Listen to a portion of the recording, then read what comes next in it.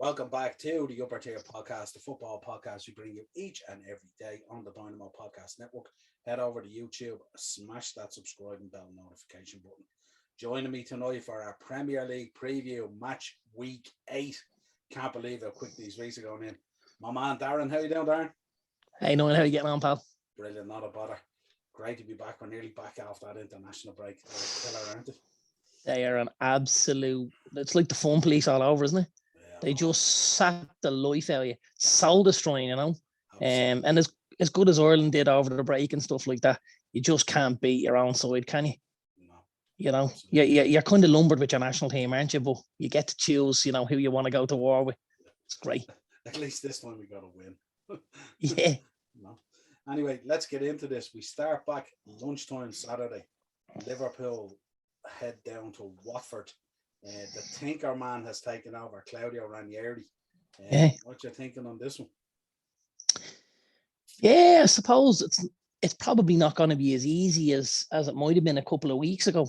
You know, with Cisco Munoz obviously leaving, you'll have Ranieri, who we know is a little bit of a tinker man, but tactically he's decent. You know, there'll be a Watford side that are probably looking for that new manager bounce that we talk about. And I'd say they'd be plucky and they'll be energetic. Now, to be honest, I think Liverpool will probably have enough quality to get them through.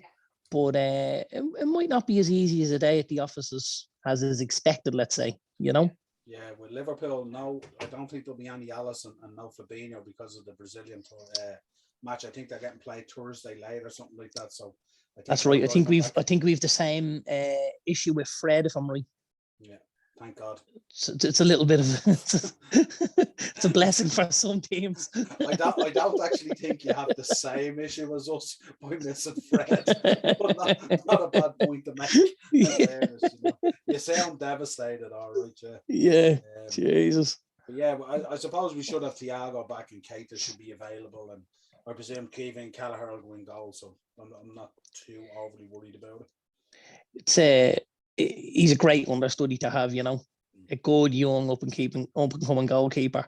You know, he's already put in a couple of really good performances for Liverpool in the cup competitions and stuff. He's been very, very unlucky with Ireland for my money, I have to say.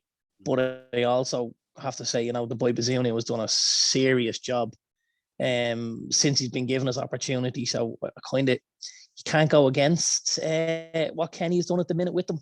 But I think, you know, I wouldn't be surprised if Kelleher ended up being the long-term number one, you know. I think if he got a little bit of game time, it would probably help him. But I don't see Liverpool letting him go out on loan anytime soon, you know. No, he's installed in there as the number 2 anyway. So absolutely. And it's one position from Ireland's point of view that we don't have to worry about too much. We've 2 really good keepers. Yeah, that's right. What you thinking on this? Liverpool by the odd goal, maybe? Yeah, I'm going to say Liverpool 3-1. I think Watford will be plucky. It'll be 1-1 after an hour kind of thing. And then Liverpool will wear them down. Maybe make it 2-1.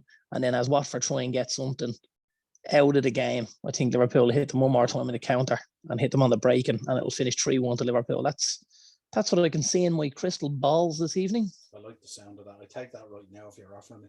Yeah. Let's move on to the 3 o'clock. Aston Villa versus Wolves. Bit of a derby. Little bit of it's an East Midlands derby, isn't it?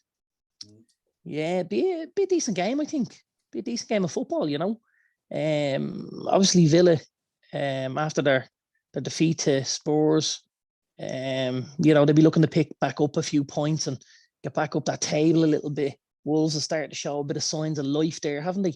Yeah. Getting a couple of goals and clean sheets and stuff like that. So yeah, I think it'll be a decent game, this one. I think if I'm honest, I'd probably be siding with Villa here, just because I think they're a little bit tighter at the back than Wolves are. And I think they've got more goals in them with obviously Watkins and Ings and, you know, Buendia and the boys in the wings. I don't know what the injury situation is like. I don't know if Bailey is back and stuff like that. But I'm going to say I think Villa will do enough to get over the line. Yeah, I'm thinking the same. The odd goal. I'm gonna say 2-0 Villa. 2-0. Okay. 2-0 Villa. I think a 2-1. 2-1. Because you know how these derbies go. Yeah, absolutely. It'll be dogged, won't it? Absolutely. Tough old trip to the King Power Stadium for United. 3:00 kickoff against Leicester. Really, really tough, man. Really tough.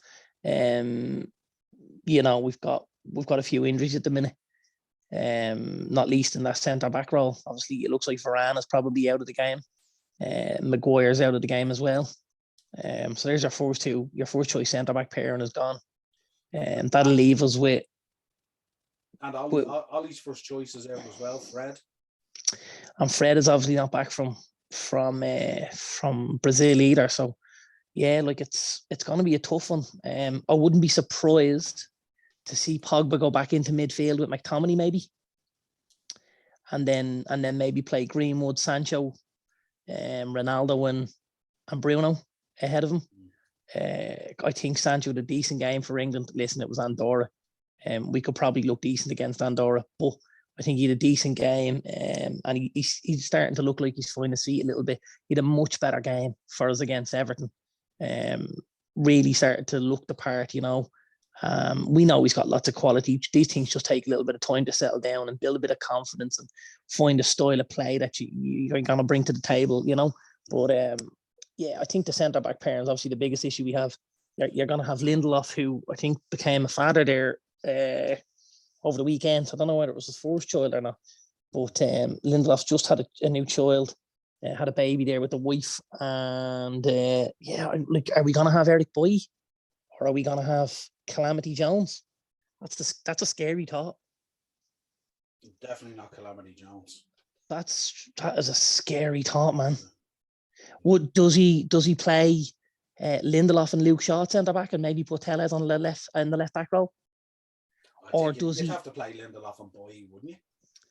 I don't know. Like, you know, again, I'd nearly play Aaron Wan-Bissaka at right centre back and play Lindelof at the left centre back and play Delo. I think. I don't know if it is. You know, I think for a while now, United fans have been thinking that if we were going to play three at the back, there was a possibility that you could play Wan-Bissaka in that third centre back slot with maybe Varane and. Delo was badly exposed in that last game, though, wasn't he? Defensively, yes, but offensively, he's much better than Wan-Bissaka is. He also got an assist there over the break with Portugal, you know. So he can't create an awful lot, Delo, but you need to have someone behind him. I think defensively is where he's weaker, you know, absolutely. He was given a torrid time by Arnaud Danjuma, who was at Bournemouth, now at Villarreal. He was absolutely scalded for 60 odd minutes, you know, until they eventually hooked him. But yeah, I think there's options, but I don't know if I'd stick Boy in. He hasn't had a game in a long time for United. Probably since that Europa final. I think it was the last game he played. Yeah. I think it's a long time for him to go without first team action, and all of a sudden you land him in there, you know. I think maybe you'd be better off incorporating one of the fullbacks into a central position. It send a clear message to him for January, though, wouldn't it, if he isn't included? Possibly. I know, or I believe that there was obviously mutings towards the end of the summer that he was getting a bit unhappy with where he was in the pecking order. Obviously, he's come in and Varane has come in, and obviously you've Maguire and Lindelof ahead of him. So he's number 4 at the minute there, United, isn't he? And I mean, if we had 2 and ZB back, would he even be number 5? Possibly. I suppose where I'm coming from is if he's number 4 and you've 2 out, and you're still not putting him in, and you're putting a makeshift guy in there, you're sending a message, really, aren't you? You are. Now listen, maybe he does play. Maybe I'm wrong. Maybe he does play. Like, he's had some excellent games for us. He really, really has. He had a couple of games last season where he filled in and he was phenomenal, putting his neck out on the line and blocking balls with his face, and he was unbelievable. Last minute blocks where we got wins and stuff like that. I remember the guys running off a high five and everything. But then he's just had some other games and you just think, does this bloke play football? Like, he goes from zero. His hero to zero was just the gap is massive, you know. Yeah. So yeah, I don't know. Listen, maybe I'm wrong. Maybe he plays. Maybe they play McTominay there? Because doesn't he play there for Scotland? Yeah, I think so. Yeah. It's another possibility. Yeah. I see where you're coming from, a boy. He's either a 9 or he's a 5, isn't he? Right. I even think it's further. I think he's a 9 or he's a 2. You know, like we seen him in the, I think it was the game we were away at PSG a couple of years ago. Now I know he played right back, but he was absolutely horrific. Like he was so bad. Yeah, I don't know. Listen, we'll see on Saturday, I suppose. I think it'll be a tough day at the office. I'm gonna say a score draw. Big call. When is the Paul Pogba that plays for France going to show up and play for United? When we A, play him in the same position, and B, play him with somebody as good as what he's got at France. So why doesn't Ollie play him in the same position? I think he feels like he affects the game better higher up the pitch. You know, I don't know whether the issue here is with Ollie or with Pogba, as in when he's asked to do a job in that French side, you know, he kind of says, yeah, okay, I can do it. I get in there. But week to week, he doesn't look like he wants to do that job. It's like there's not a boredom, but there's I don't really like that position because I've got to just go through the motions. Whereas if I can play a bit higher, I want to create more and I want to do these sort of things. Do you know what I mean? His influence for France the other night was outstanding. I mean, he was linking up the play. He was looking for the ball constantly. Like, he was just constantly involved in the game. I thought he was unbelievable the other night. In the Spain game or in the Belgian game? The final. In the Spain game. In the Spain game. Yeah, listen, he did link up the play very well. But again, he plays in a deeper role for France.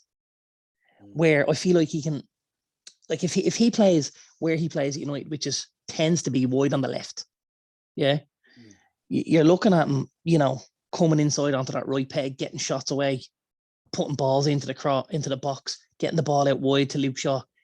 When he plays maybe A, more centrally, and B, a little bit deeper, and act as that kind of he plays that double pivot between the defense and the attack when he takes the ball and he opens out. But for me, part of that, and part of the reason that works a little better is the pace of international football. And maybe he's a little less reliant on the game being, not as physical, because obviously in international football, you look at a bloke, the rest giving free kicks, right? Whereas it's quite a lot of times in England when it's a little more physical and he doesn't look like he's up to the challenge. Like, to be honest, as a United fan, I'm absolutely sick of seeing him rolling around the ground, banging his hands, not getting free kicks. I'm like, where's get up and fucking nail him. Whoever's put you on your arse, get up and nail him and show him your boss. You know what I mean? And get out there and get in his face and be a bit nastier. Like, he's obviously got all these skills, but he's high-fiving the blokes he's playing against now. Do you know what I mean? I just thought the other night when I looked at him, the speed of his counter-attack, and he was nearly playing like a box-to-box. It was very impressive. Like, he is, but again, that's because of how slow international football is. Whereas in the Premier League, that play is what's the bare minimum that's expected of you. Do you know what I mean? Because it's so much quicker. So keeping up with the pace of play is more difficult for him. Whereas when the game is a bit slower, he has the ability to do that. Like when he picks the ball out with his feet and start driving at people with the ball at his feet, he's phenomenal. Yeah, the way he took that Spanish midfield out of the game the other night in that final 25 minutes or whatever it was, he was outstanding. Like, I was looking at him going, where's this guy week to week in the Premier League? Because remember, I know it's more physical what you're saying and it's a lot faster and stuff like that, but not every week. Not every week, you know what I mean? Like, he could shine against teams there in the Premier League and play that way. But I just looked at him the other night and I was well impressed. From being on these shows, I'm not a Pogba fan at all. No, of course not. But here's the thing, right? Like, he's playing against a nice Spanish midfield who aren't going to bully him, who aren't going to get in his face. Like, when he goes to Turf Moor and he's got Ashley Westwood and Goodmanson and Barnes and all the boys are kicking 7 bells out and it's physical and it's down and dirty. That's when he goes missing. Do you know what I mean? Yeah. That's the tendency of I'll go back into my shell because I really don't want to get in this bloke's face because he's got more about him than I do. You know what I mean? That type of thing. I'd love to see him just be an absolute nasty bastard. I'd like, you know, how many times have you looked at him and thought, oh, he could get red here. He could get red here. How many times? Never. Yeah. He's a central midfielder that plays central midfield and plays on that left side and doesn't look like he could ever get a red card because he's not physical enough. Yeah, and I mean, he's a big enough lad as well. He's a tank. Yeah. When he puts his arms out, if he really wants to, you're not getting the ball off him. End of story. Like, he's so strong, you know, but it's like he doesn't want to, it's like he's using his strength in the wrong kind of a way. And he doesn't want to maybe lean it. Like, if I'm a guy and I'm that big and that athletic in midfield, I'm outrunning guys left, right, and centre because I'm taking 5 strides with those big long legs and I'm away from a bloke. And B, I'm elbows and shoulders all over the town. But he's not, you know. He's taking little body checks off guys half his size, and he's on the deck, and all you can see is the soles of his boots. And I'm thinking, get up off the ground and absolutely snap this bloke in two and let him know you're boss, and that's the end of it. Yeah, you know. No, I get you. Yeah, no. I just thought I'd bring it up. I thought it was a point. No, and it's a frustration for United fans because they're, you know, for a long time we heard the thing, you know, he's not playing beside N'Golo Kante for United, and I get that too, you know, but you know, there's good players in that French team. The boy Tchouaméni that played there the other night with him looks a serious baller. Absolutely. Looks a serious baller. He's only a kid. He's at Monaco. He's been linked with some of the top clubs in Europe. I'm watching him the other night. You can absolutely see why, you know. Yeah, I'd say he's already on the list of Newcastle, the richest club in the world now. Of Newcastle, yeah, absolutely. Man City versus Burnley. This is basically 2 banks of 4 in the trenches and poor old Chris Wood up on his own, really, isn't it? yeah, 100%. But listen, it's not an easy place to go to, and those banks of 4 aren't always easy to break down. You know, City we've seen have struggled this season with breaking down those teams that have sat a little bit deeper against them and stuff like that. Yeah, absolutely. Absolutely. And I think they got another late winner against someone else another day. Might have been early on in the season. But yeah, I think it'll be tough, but I think they're gonna have enough, aren't they, to get over the line here? I think they'll obliterate Burnley. Are you thinking cricket scores, or? I'm thinking this could be. I think this could be your -3 in the handicap. Really? Yeah. Okay. Yeah, okay. The boys, if you look at the boys who've been away on international duty and all, they've all played really well as well. They're fired up, and they'll be dying to get back at it. And they know they need to perform as well because they can't slip up at the moment with Chelsea top of the league. Okay. So you're thinking, right? I thought they might win 3-0, 2-3-0. But you think you think that's on the lighter side of life, maybe? Only by maybe a goal. I'm thinking around 4. Okay. I mean, so we're not miles away. Yeah, but at that level against Burnley, I mean, Deutsch is normally a nightmare to play against. But if you put 4 past Burnley, you've had a real good day at the office. Away from home, absolutely. Yeah. Listen, you get out of there with 3 points, it's a win. Literally. Let's move on. Norwich versus Brighton. Our boy Graham Potter again. Our man Graham. It's over to our Graham with that quick reminder. Yeah. Yeah. Listen, I think this has Brighton written all over it, doesn't it? It'll be tight. There won't be loads of goals. You know, we know Brighton don't score lots and lots of goals. I'd imagine it'll be 0-0 for a long, long time, but I think Brighton will do enough to get over the line. I'm going to say 2-0 here, Brighton. Yeah, I'm thinking the same. Southampton versus Leeds. Yeah, this could be a good game. I watched Southampton a few weeks ago against Wolves in the Wolves game, you know, and at times they looked like they were, you know, a good team and they were playing good football and stuff like that. And then obviously they concede the goal to Jimenez on the counter-attack, the ball from Jose San, stuff like that. And there's, you know, they just can't break Wolves down and get past the keeper. The keeper did a good game that day, in fairness. But like Southampton, I don't know. They're very Jekyll and Hyde, aren't they? Yeah. They put in a performance and get a draw away against a really top team. And then they go home and lose to Newcastle or Wolves, and you're thinking, geez, that was the game I expected them to get something from. Yeah. You know? Yeah, they're going to be missing the boy Ward Prowse as well, aren't they? He got a red against Chelsea, didn't He got a red against Chelsea. That's right. He scored for England during the week. Didn't he miss the penalty but scored the rebound? Yeah. Good. I actually, I was on one of the United forums that night. And you obviously haven't seen this because you being a Liverpool fan. But there was a lot of United fans saying, you know what? I'd have this kid James Ward-Prowse in a heartbeat over what we have at the minute. His range of passing and the way he kind of dictates the pace of the game. And if I'm honest, I'd say he's got to be in the top 3 or 4 in the league for delivery. His delivery is absolutely phenomenal. And his dead ball as well. And that is dead ball, whipping in free kicks, corners, everything. He's so cultured, with that right boot. Really, really, throws me back to David Beckham, I have to say, because I think he's got a kind of a quirkiness about how he takes stuff as well. Yeah. So they're gonna miss him massively.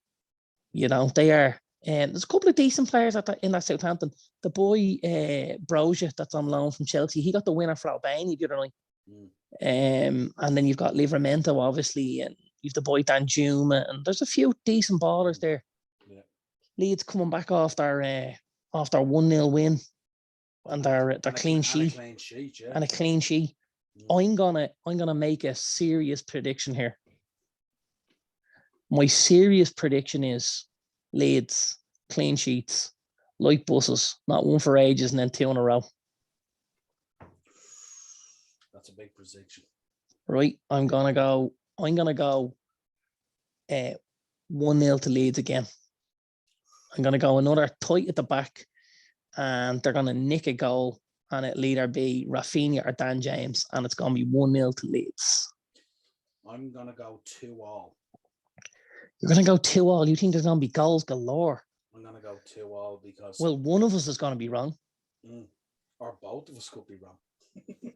Jeez, it'd be a struggle for both of us to be wrong. I've gone 1-0 and you've gone 2-2. Someone's got to be close, right? And I suppose another prediction we could put out there is come January, that boy might be trading in the red stripes for the black ones, could he?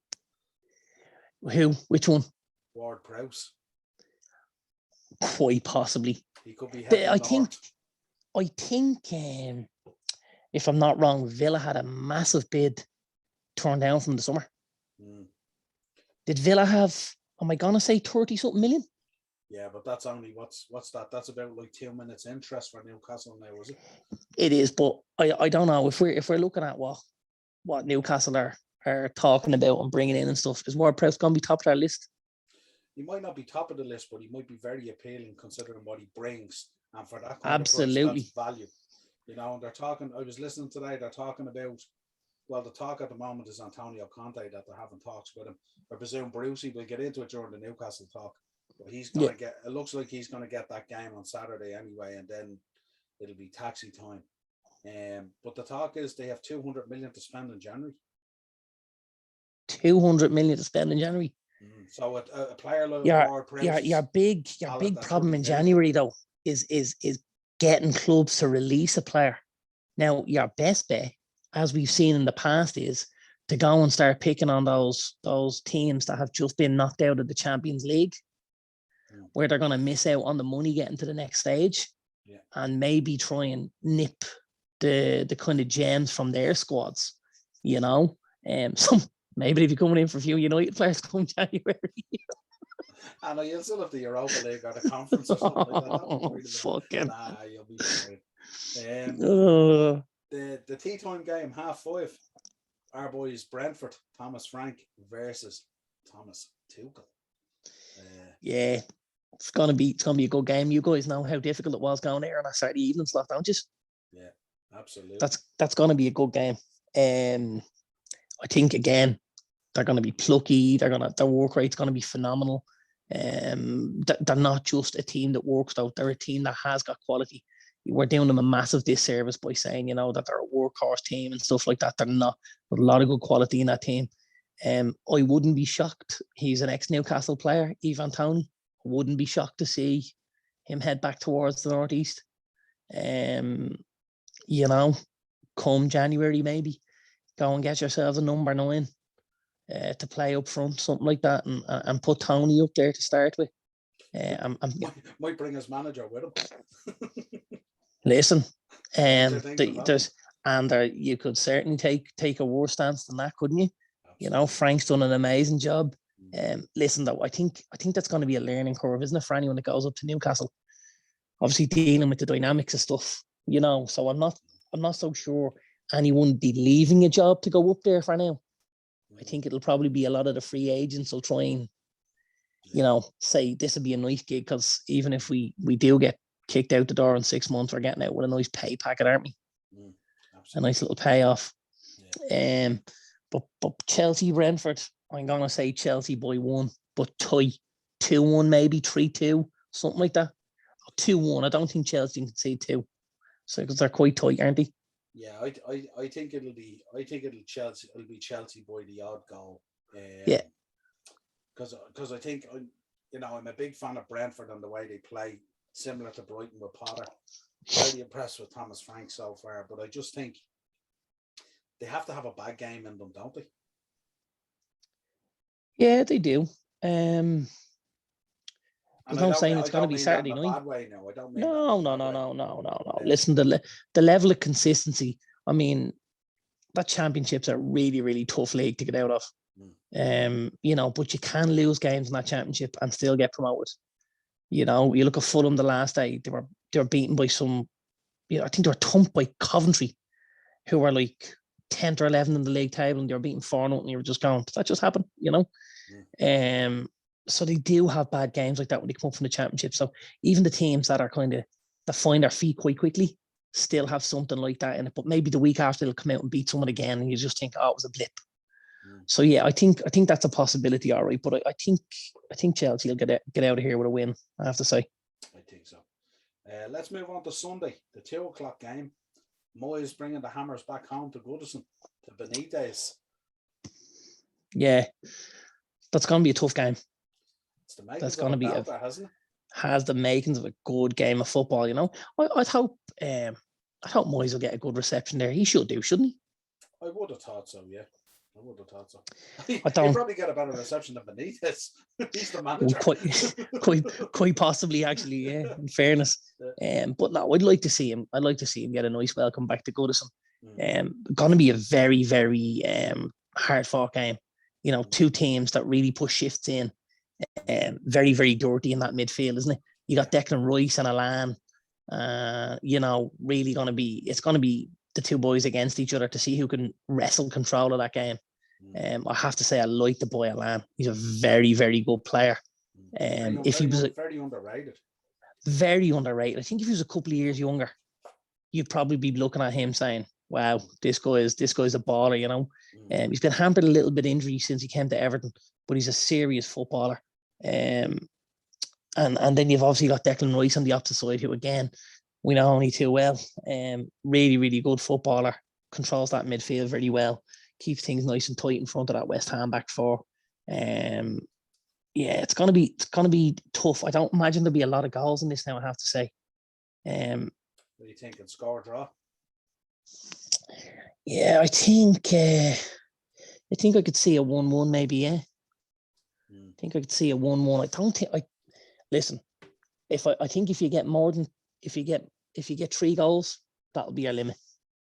Don't think you'll get any more than 3. So it's either going to be a score draw or someone's going to nick it late on. Yeah, that midfield battle will definitely dictate the game, no doubt about it.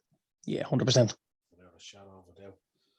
The 4:30 game, the Super Sunday. Timing is everything, as they say in football, isn't it? Absolutely. Super Sunday game this week. The richest club in the world versus Spurs. Newcastle versus the richest club in the world against the hungriest club in the world.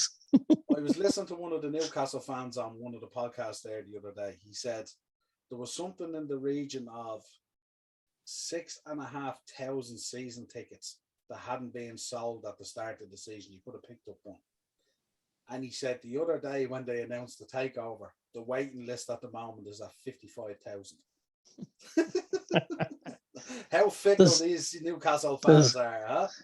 Well, in fairness, I think there was a lot of Newcastle fans said they wouldn't set foot in St James's Park till that absolute shyster Mike Ashley was gone, you know, until the club was back in somebody else's hands and not in his. So listen, it's great to see the fans back at Newcastle. you know, as we've said before, they absolutely deserve whatever roller coaster this takeover is going to bring to them, you know. They didn't tell them though the season tickets have gone from 800 to 55,000 each. Yeah. Yeah, it's gonna be big, isn't it? Like, I mean, just imagine the atmosphere. Yeah. The atmosphere will be absolutely electric. Really, really will. I don't know whether this will give Brucey and the boys a little edge, you know, having 55,000 there, maybe, you know, really, really up for the game, and obviously excited, and a few lads might have a few fizzies at that stage of the day as well. And yeah, geez, you could share a bar is back. Right, you could certainly see them hopping off Tottenham, couldn't you? You know, you'd have to have a massive lift, wouldn't you, really? You'd have to have, it'd be like, imagine the weight getting lifted off your shoulders, like, you know, it's probably the way you'd feel after a divorce or something like that. And yeah, I'm imagining Jeff Selling on Soccer Saturday going, and we're just going to the Lamborghini Stadium. Yeah, it's gonna be nuts. I think Newcastle are gonna show up, and I think they're going to beat Spurs. Yeah. And I think that gives the lads a problem then, doesn't it? Because, you know, do you sack a manager who's just beaten Spurs? Yeah. And how long does that bounce last for? Like, if he goes on 2, 3, 4 game run of wins, like, you know, what do you say then? No. He's gone after Saturday regardless of the result. Don't be silly now here. You see, and I think football. Stop. No, but I think that's a little bit rookyish. I think take him out now. No, because they have to look. You have to give him that last game, don't you? Because what are they saying? No, 9-9. No, you don't. You don't have to give him. No, you don't. You can't. No, sentiment goes out the window. You come in. I'm surprised he hasn't been sacked yet, to be honest with you. But I just think with the weight that's lifted off the players' shoulders and off the fans, and if they come out and they absolutely rattle Spurs, like, do you go out and sack him on Monday then after them putting 2 or 3 past Spurs? No, you don't sack him on Monday. You sack him in the tunnel on Sunday. Don't be so stupid. You be ruthless. So if you're going to be ruthless, get rid of him before you even kick off. No. And don't give yourself the headache. I think maybe give him that number and sack him at halftime. Maybe that's the way to do it. I'm telling you, man.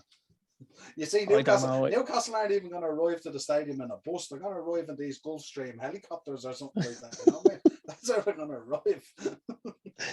I'm interested to see, you know, what kind of ideas they have going forward for match day experiences, let's say. Oh, unbelievable. I'm expecting, you know, the big black couches that we see at Crown Jewel. Yes. I'm expecting the first 3 rows are coming out of the black couches. Take them out on black couches. All these sheiks just lying around these couches getting served wine and food and everything, whatever it is. Because I don't know whether you've noticed, the boys over at Wolves put on a serious performance pre-game. They have this light show and they have this music and it's like and all. It's like it's like some sort of a bleeding disco before it, you know. And I'm just interested to see what the lads do, you know. Is the football going to arrive in on the back of a camel and you stroke him and whatever and send him on his way, or what's the ball will come down from a jet or something, like, you know, one of those Harrier jets that can hover. That's what it'll be like. This will be like a scene from Fantastic Four or something, or Back to the Future, Marvel or DC or something like that. You've got high hopes for this, haven't you? Oh, unbelievable. You really have high hopes. Could we get you in a Newcastle jersey just to see what you look like? I could. I don't know.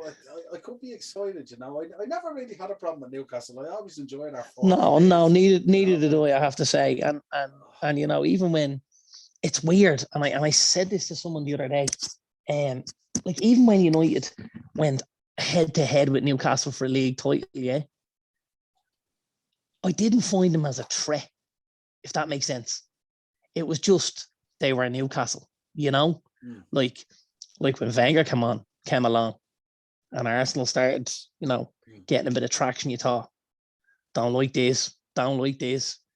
I always found it hard to not like Newcastle, because of obviously the way they played and being the entertainers and the goals and Keegan and Robson. And, you know, there was always so much to like about them. And then you'd look and it was -10 and there's a bloke standing there with no T-shirt on and a pint and a pie in each hand and, you know, a picture on his... Weighing about 42 stone.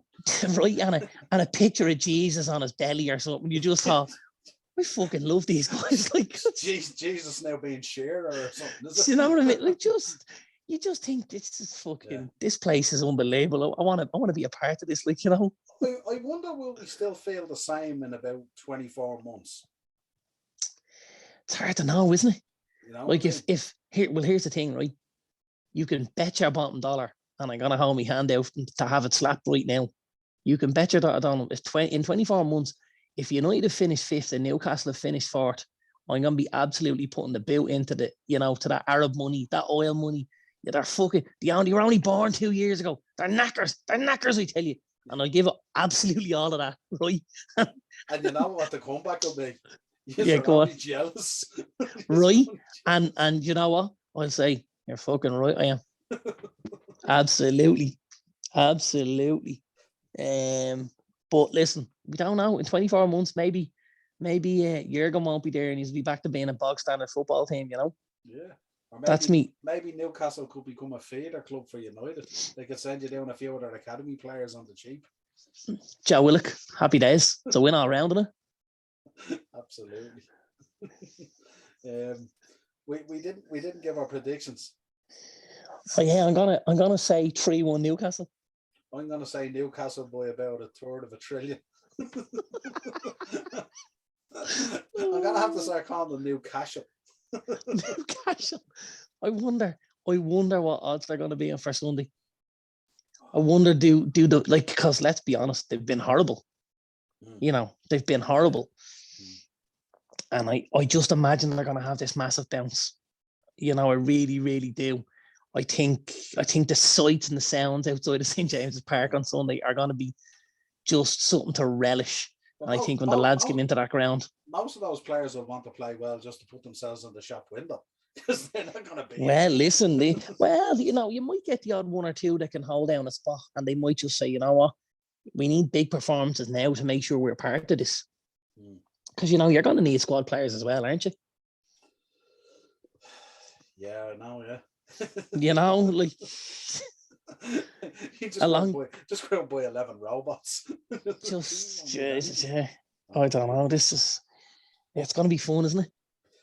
I'm excited for the fans. I know the torture they've gone through with Ashley. I'm excited. I'm apprehensive. I'm worried.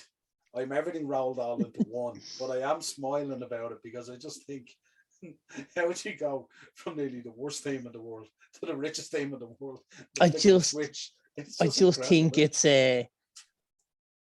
think everyone's going to get so much traction out of the whole thing, because I imagine it's going to be just absolute chaos. You know, I can see deadline day. The boy Keith Downey for Sky Sports is going to be up down there. We're here, deadline day in St. James's Park, you know, and there's going to be like that helicopters pulling in, and you're going to be, you know, the windows are blacked out. Who's in the helicopter? Who is it? You know. Do you know what I was thinking? If we're gonna cover deadline day again, me and you should just get a cheap flight to Newcastle and do it over there for the crack. Just absolutely, be some crack, wouldn't it? Absolutely. Sit on the steps outside the stadium, mics in hand. How are you doing, lads? What's happening?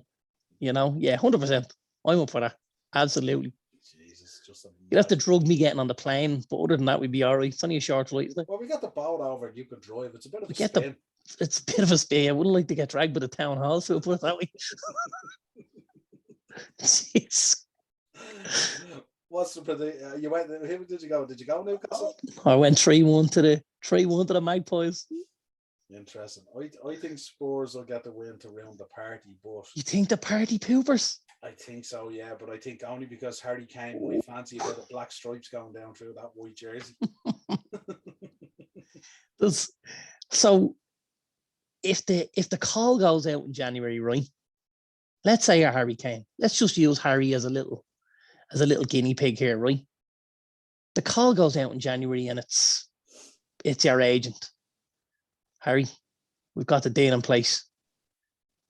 130 million euros. You're on the way to Newcastle. Yeah? What do you say? What does Harry Kane say? What does Harry Kane say? Harry Kane is standing already outside the stadium at that stage for the medical.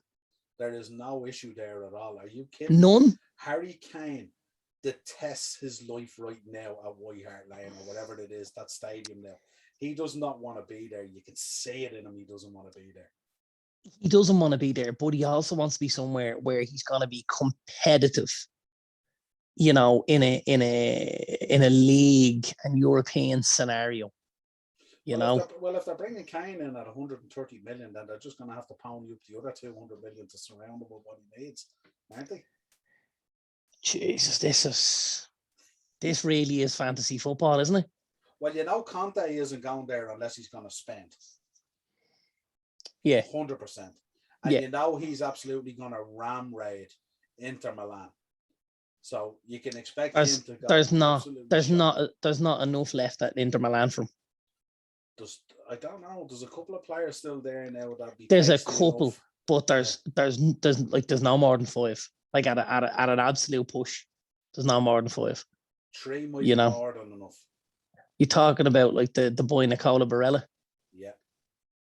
Arturo Martinez maybe, and possibly Skriniar or De Vrij. Absolutely. So there's 4. And if you really wanted to push it out, you could take Denzel Dumfries, couldn't you? Maybe.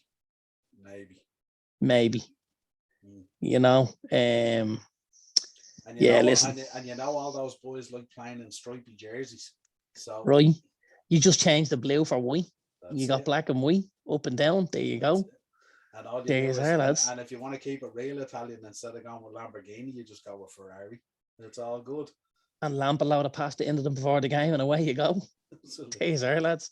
We'll open Fabio's across from the stadium 2 hours before kickoff. Fill your boots. It's a buffet. You'll have Merson trying to eat fucking roast dinners on the bleeding back of the coach. Imagine the goal bonuses and all up there coming up soon. Good Lord. Jesus Christ. I tell you, the goal bonus. If anyone scores a hat-trick today, lads, they can have one of my 8 wives. For a week. Till the next hat-trick. That's brilliant. They'll make the lad down. They'll make Leicester buying all the lads' BMWs look like chicken feed, really, won't they? It'll be take your pick from me 8 wives. You can have her Monday through Sunday in any position you want. Good Lord. Oh, God. Brilliant. Let's round it out. 8 o'clock on Monday. That's what she said.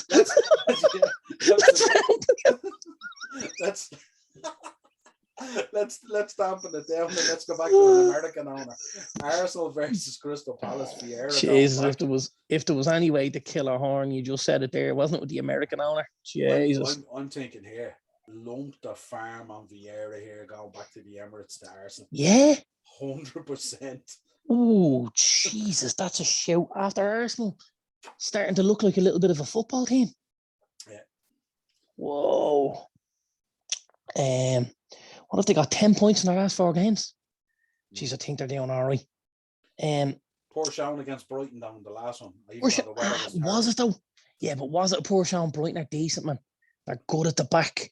It was a 0-0.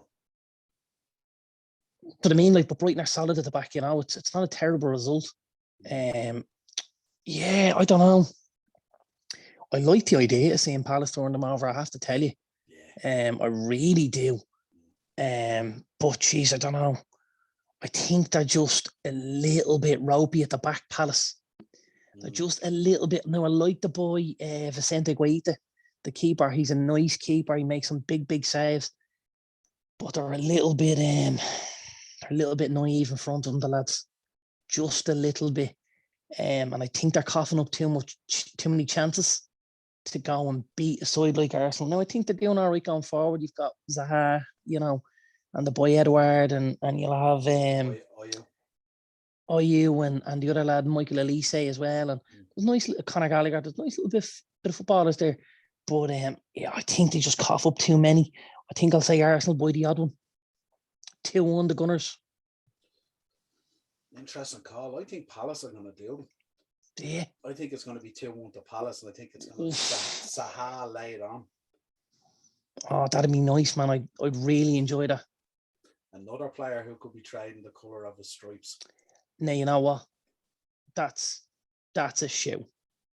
That's a shout. Because for a while now, we've been saying, Wilfred Zaha is way too good a footballer to be playing at Crystal Palace. But the problem is they've priced him out of a move to any of the bigger clubs, because a lot of the bigger clubs are looking and they're saying, well, am I going to pay 70 million for Wilfred Zaha? When I can go and get Ronaldo for 20 odd.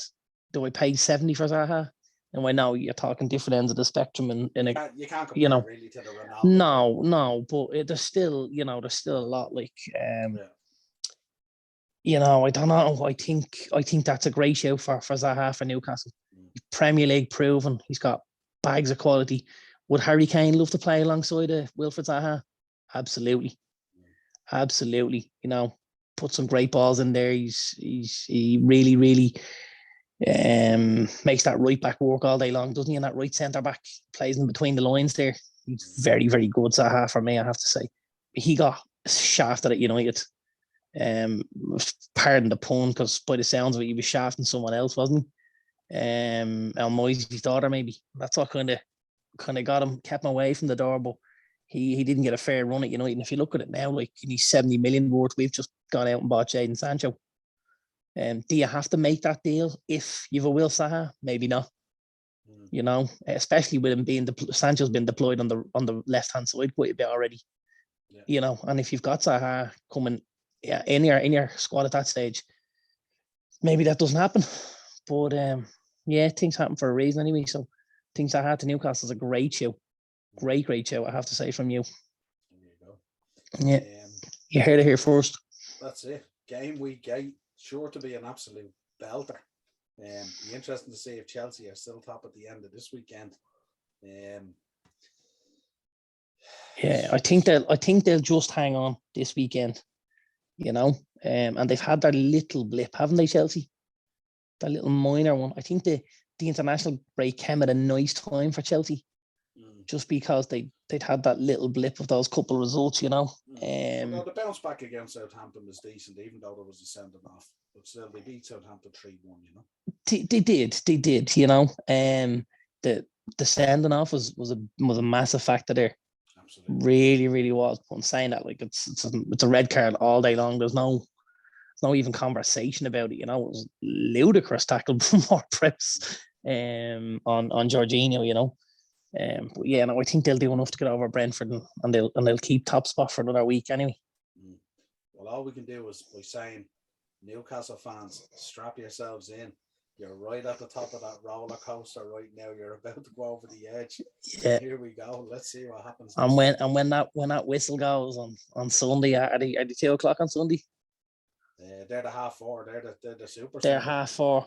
When that whistle blows at 4:30, like that's the start of something new for Newcastle. There probably wasn't a lot of people that would have been charging to watch Newcastle and Spurs on Sunday. But I think now there'll be an awful lot of people that'll be huddled around the TV to see the start of something new, and new beginnings. See if Brucey comes back out of the tunnel at half time. See can Brucey make it back out, yeah. Jesus, yeah. Or see does Kane try and swap shorts at the end? Can we take Son too? You can imagine them being told, lads, swap all your shirts with these guys at the end. We want to get a We want by the end of it, all the Spurs lads could be wearing Newcastle jerseys. I wonder what the odds is on Harry Kane's agent, the brother, I think it is, and a couple of others. I wonder, will they all be at the game? I would have thought so. Would you be that obvious with something? You'd have to be careful, wouldn't you? Would you though? I'd be 100% obvious. Well, I mean, like when you can make a phone call the next day, or when you can, you know what I mean? Like, I don't know if you'd need to be rubbing Daniel Levy's nose in it like that, because, what do they say? There's no such thing as a woman scorned or Daniel Levy, because he just doesn't He just doesn't let out when people try and make a fool of him, does he? You know, there's no more stubborn man in football.